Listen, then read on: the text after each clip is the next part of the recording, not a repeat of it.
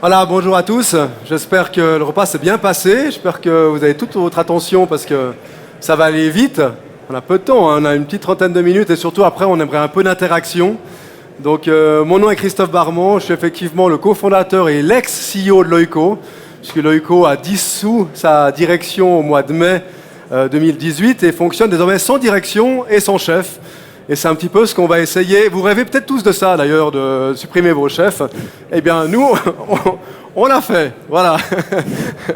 Je me suis dit aussi que, vu que c'est toujours moi qui cause et puis qui vient parler d'organisation libérée, mais pour finir, je suis le fondateur et puis je peux dire plein de trucs auxquels vous pouvez croire ou pas croire, mais sans vision de l'intérieur, je trouvais cool de venir avec Elisabeth aujourd'hui. Elisabeth, tu bosses avec nous depuis combien de temps maintenant? 4 ans, hein, je crois. Ça va faire 4 ans. Bonjour. Alors j'ai accepté aujourd'hui de faire donc le cobaye pour vous donner un autre point de vue sur ce nouveau mode de management, car je trouve que c'est important d'avoir plusieurs points de vue et pas toujours celui de l'ex-patron qui se la joue, quoi. Okay, exactement. okay. Donc, ouais, présente-toi un peu juste. Peut-être. Elisabeth, je suis dans l'équipe marketing, je suis creative content manager et je suis également coordinatrice du groupe des événements internes. C'est toi qui organise les fêtes, en fait, c'est ça? Exactement. Okay. C'est un rôle hyper important. Ouais. J'ai également co-réalisé un documentaire Demain Genève, dont on vous parlera brièvement tout à l'heure. Cool. En tout cas, bienvenue, c'est chouette que tu sois là. C'est ma première cette fois. Ouais, c'est la première fois.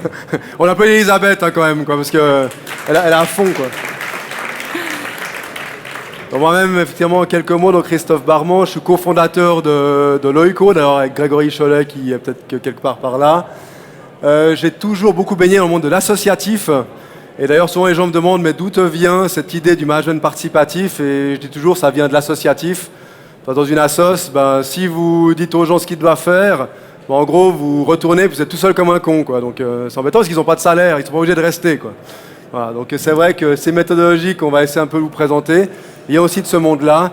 Donc je suis président d'un club de ski, je suis président de l'Association genevoise de ski, vice-président du ski roman, je suis président de la Fédération romande des consommateurs d'ailleurs, je suis membre de l'Ombudsman des banques suisses, j'ai pas mal de casquettes, mais qui sont en général associatives, parce que j'aime bien passer du temps à faire des trucs sympas avec les gens. Voilà, peut-être juste en quelques mots, qui est Loico? C'est une bande de joyeuderie d'abord. Mais la deuxième chose, peut-être un peu plus sérieuse, on a des métiers assez sérieux. Souvent les gens nous disent, mais bon, vous c'est facile parce que vous êtes des créatifs, etc. Alors pas du tout. Loico, c'est ce qu'on appelle un one-stop shop pour tout ce qui est fonction de support d'organisation. Donc on sous-traite les RH, les finances, les assurances, la fiscalité, le marketing. Et plutôt que vous ayez 4, 5, 6 prestataires pour ça, on le fait tout chez Loico avec des spécialistes dédiés, des spécialistes sérieux, je peux vous dire, des gens hyper engagés. Mais c'est vrai qu'à côté de ça, on a beaucoup d'événements qu'on organise, autant sportifs que festifs. Donc quand on parle autour de nous de ce qu'on fait, les gens nous demandent souvent mais vous bossez vraiment? Eh bien oui, on bosse vraiment. Et c'est ça la magie de Loico, c'est de faire du travail sérieux sans se prendre au sérieux. D'ailleurs, on va vous montrer notre rapport de gestion. Donc c'est le seul rapport de gestion qu'on publie, hein, puisqu'on a eu 5 ans, hein, donc Loico a 5 ans cette année. Puis Alice, t'es d'accord juste je vais faire moi de cliquer sur le... Voilà notre rapport de gestion. Un peu plus de son, chef, t'es d'accord? Ça va être un peu plus que ça, ouais, parce que sinon ils vont dormir.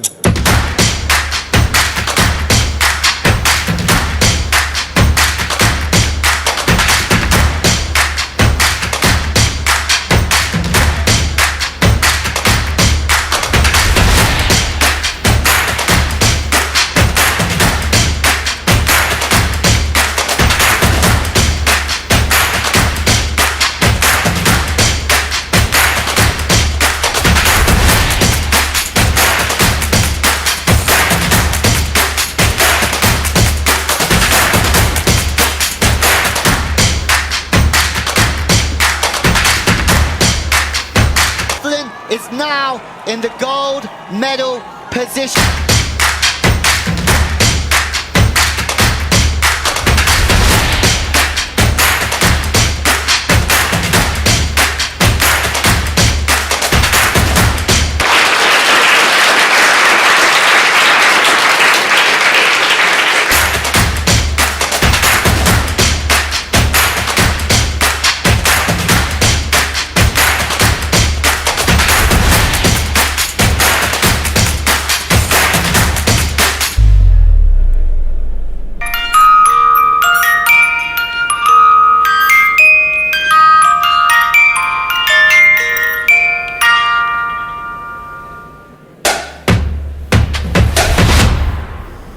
Voilà notre rapport de gestion. C'est tout ce que vous aurez comme information sur Loico et sur nos chiffres aujourd'hui. C'est évidemment pas le but.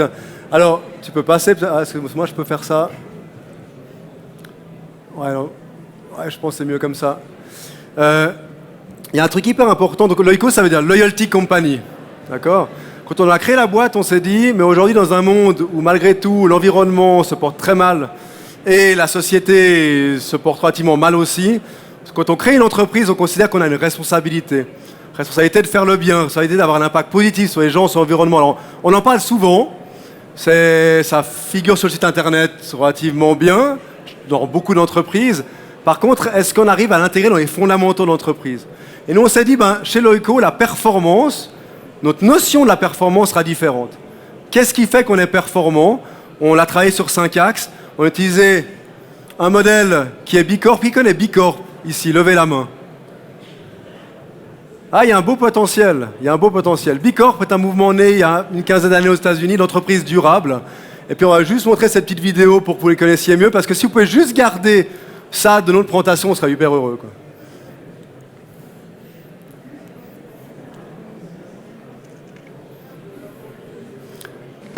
Nous avons un rêve, qu'un jour, toutes les entreprises seront en compétition.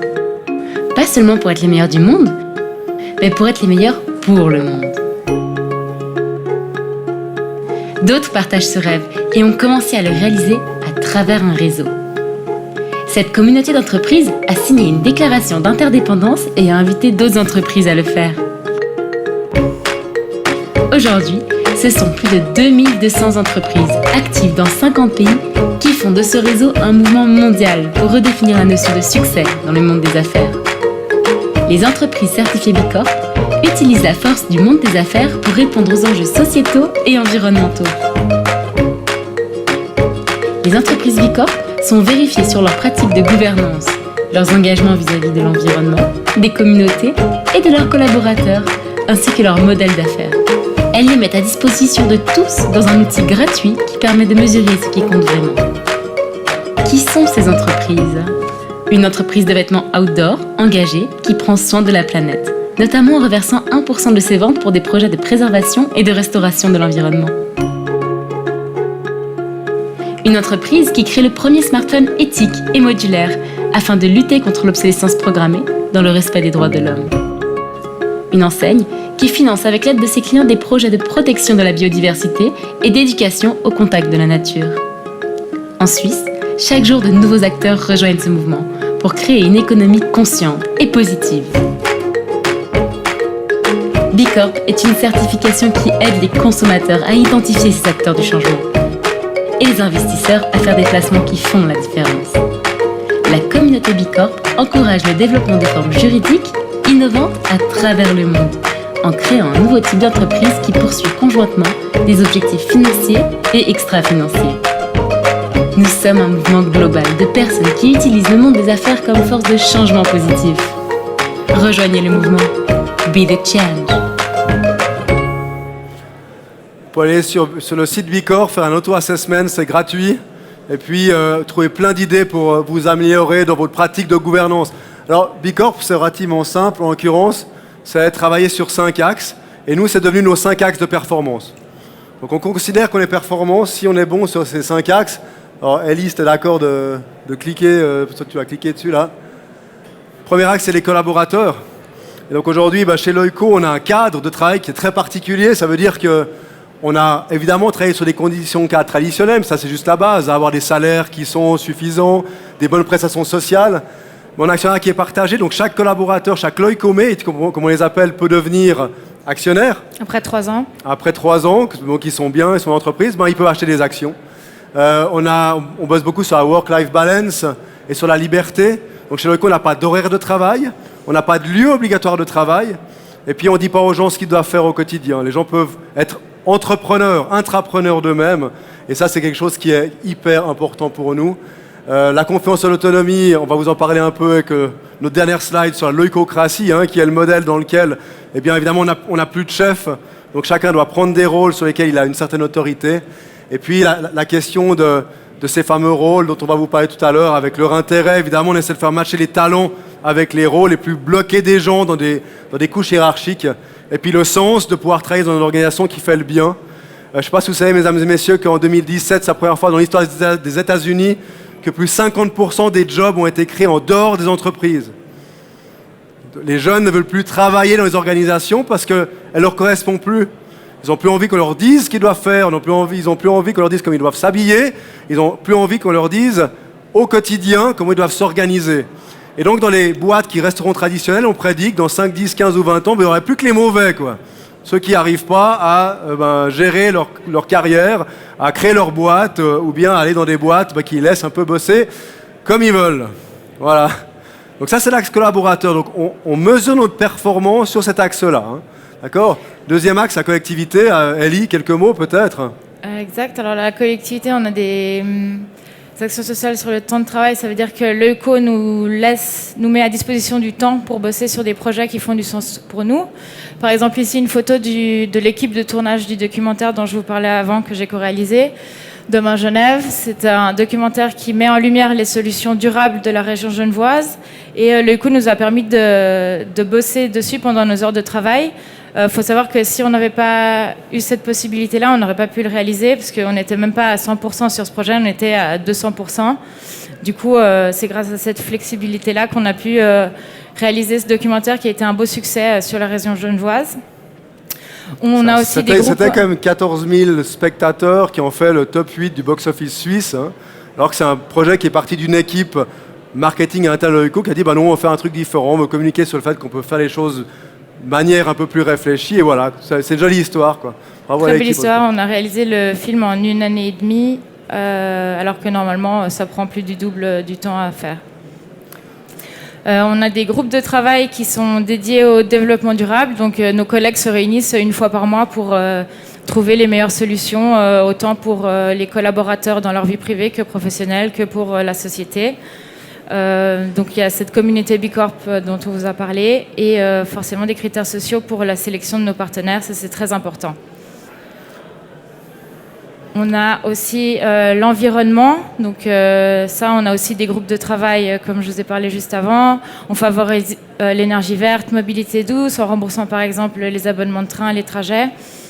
Donc ça de nouveau c'est fait par les gens, hein. Donc il y a une équipe qui porte le rôle en fait de travailler ces problématiques environnementales et sociales. Ils proposent ça et les mettent en place, quoi. Et donc ça, c'est quelques exemples qu'on met en place au quotidien. Et on a un groupe de travail notamment qui travaille maintenant pour un gros projet, c'est de trouver une manière encore plus efficace de trier nos déchets. Ouais. 4 succursales, ça génère beaucoup de trucs. La gouvernance, performance durable, on l'a dit. Donc tous nos indicateurs de performance sont sur les 5 axes qu'on vous a présentés. Donc pour nous, c'est aussi important d'être bon sur la communauté des collaborateurs que sur les axes financiers. Et ça, c'est assez intéressant parce que les gens ne le croient pas vraiment. Vous êtes sympa, vous faites du greenwashing, etc. Mais non, notre performance est là-dessus. Donc si on décide de prendre du bon temps et que ça fait plaisir aux gens, vu que l'axe plaisir fait partie évidemment de l'axe collaborateur, on le fait, quoi. Et on se donne les moyens de le faire. L'Ecocratie, c'est notre gouvernance, c'est un modèle sans chef. On vous en parlera 3 minutes à la fin. Ça, si je peux me permettre, c'est ce qui permet aux employés qui le veulent de participer à des réunions mensuelles pour décider ensemble de la gouvernance de la boîte. C'est-à-dire que c'est plus les anciens boss qui décident tout seuls, c'est les gens qui veulent bien se mettre autour de la table et avoir cette discussion. Et qui prennent des rôles pour ça.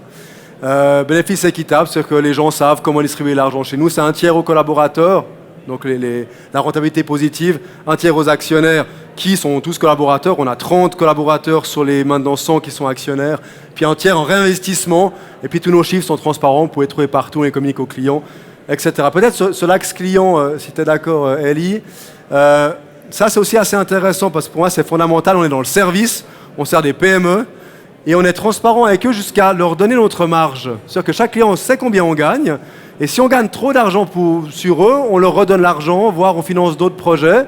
Ce qui fait qu'on a complètement inversé la logique de dire le client il veut payer le moins possible et puis le fournisseur il veut en enfiler le plus possible.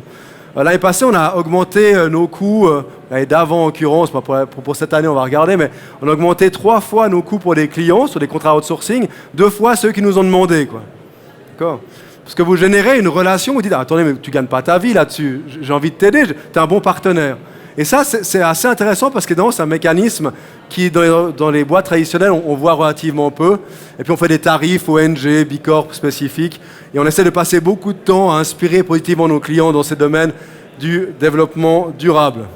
Et c'est rare aussi, tu dis que c'est une industrie où les clients nous appellent pour bosser avec nous. C'est vrai que c'est pas commun quand on bosse typiquement dans le milieu des assurances. C'est assez intéressant parce que c'est vrai, tu as raison de le souligner, c'est qu'on a complètement inversé un peu la démarche marketing. Le fait d'être une entreprise qui veut faire le bien génère un aura de bienveillance à l'interne et à l'externe qui fait qu'à la fin, les gens ont envie de travailler avec nous parce qu'on veut faire le bien, parce qu'on est sympa. Et vous avez vu, il y a quand même une jolie croissance de chiffre d'affaires en 5 ans. On n'a pas un commercial, on n'a personne qui est payé à la commission et on n'a jamais fait autant d'affaires. Les gens, les nouvelles générations également actuelles à la tête d'entreprise, veulent travailler avec des gens qui sont positifs pour l'environnement, pour la société. Et moi honnêtement, j'ai lu Sinek comme vous, commencer avec le why, etc. Et avant ça, je ne croyais pas. On n'a jamais fait autant d'affaires que depuis que justement on ne se concentre pas à faire des affaires au niveau commercial. Et on fait la fête avec nos clients. Ouais, on fait pas la fête avec nos clients. Voilà. Next step. Tac, je peux le prendre moi-même. Alors malheureusement, on va pas, parce qu'on n'a pas les masses de temps, on va pas montrer les différents films. Ce qu'on fasse, on mettra l'URL de la présentation, on vous le communiquera. Puis vous pouvez voir les 2-3 goodies qu'on vous a mis. Ça, c'est le lancement du film Demain Genève. Ça, c'est la fête qu'on a fait au Club Med l'année passée avec tout le monde, parce qu'on est parti 4 jours ensemble au Club Med. Pourquoi ? Parce que c'est un client, puis il a organisé ça avec nous.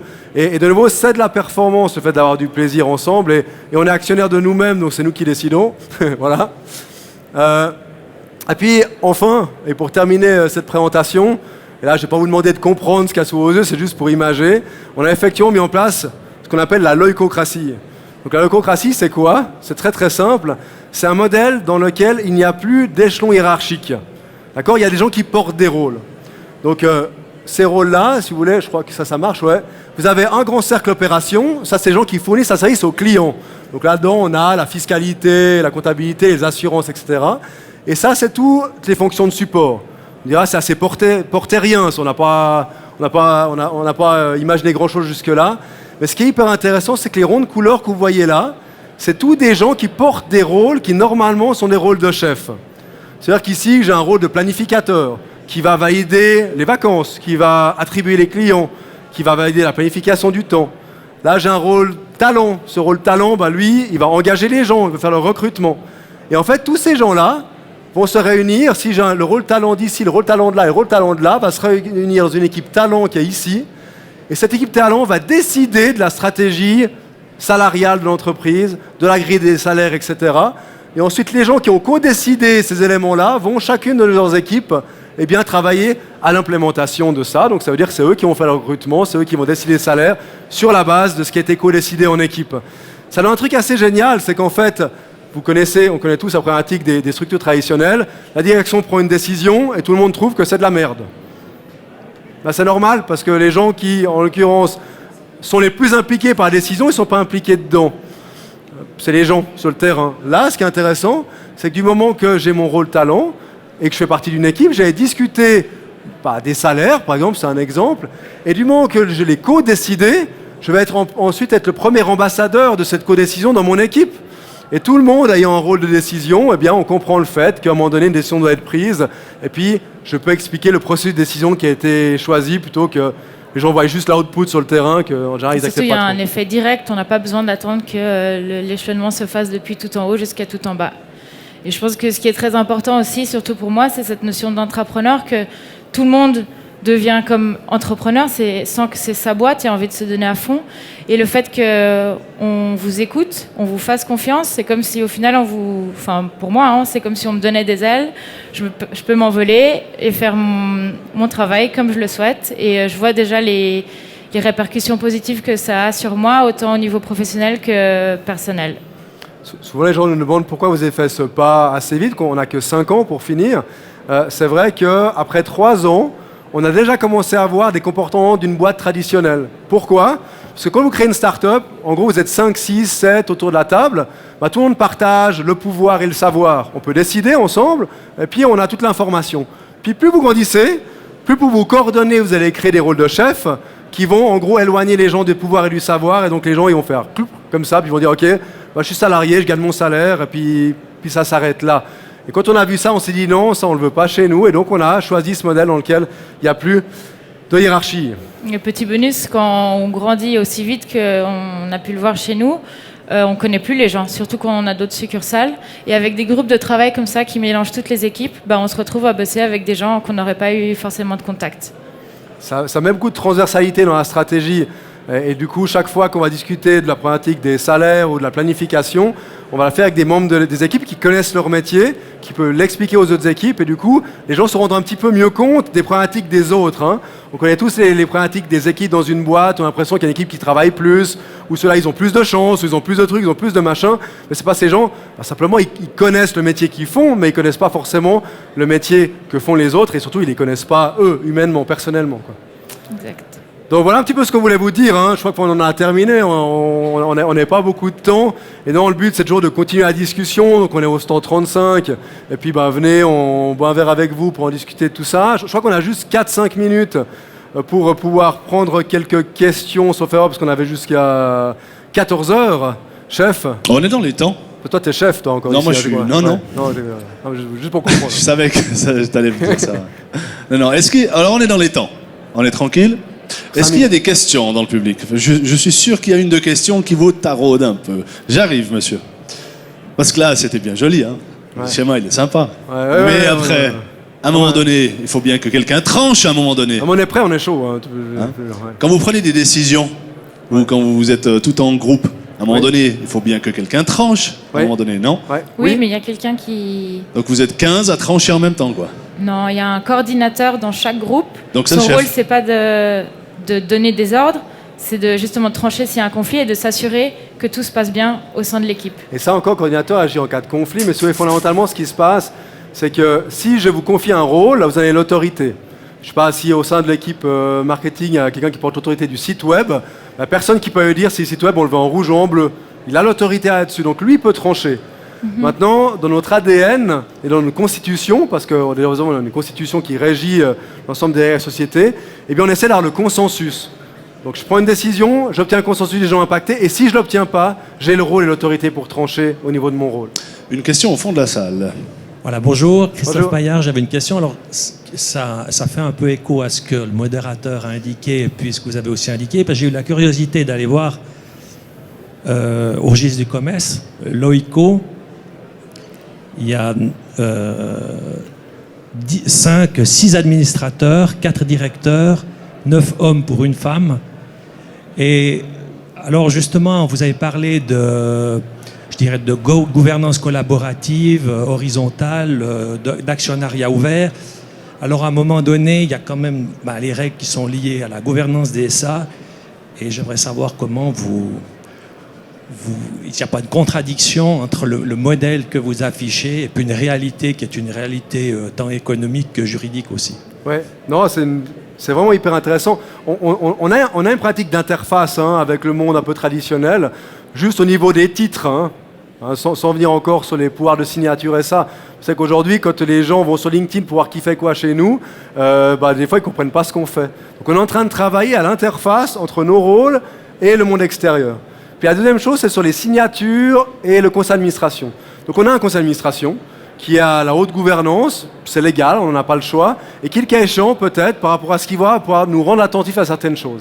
Et qui, en finalité, porte la responsabilité devant la loi. Donc il a intérêt de s'impliquer un petit peu. Ça, c'est un premier axe. Deuxième axe, c'est sur les signatures.